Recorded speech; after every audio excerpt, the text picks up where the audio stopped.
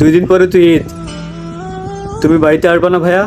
ঈদে বাড়িতে আসবে কি করে বল, কাছে টাকা পয়সা তো নেই, আর বাড়ি আসি তো পানাদারারা এসে হাজির হবে।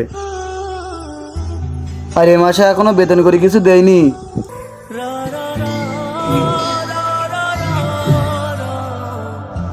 আব্বা মারা যাওয়ার পর মা আর আমি বাড়িতে একা, বছরে একটা দিন।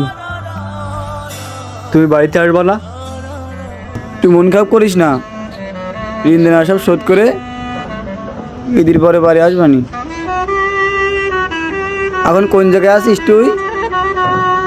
এই যে মার জন্য ওষুধ কিনতে আসলাম। মা দিকে একটু খেয়াল রাখিস, তুই আর মা ছাড়া আমার তার কেউ নাই।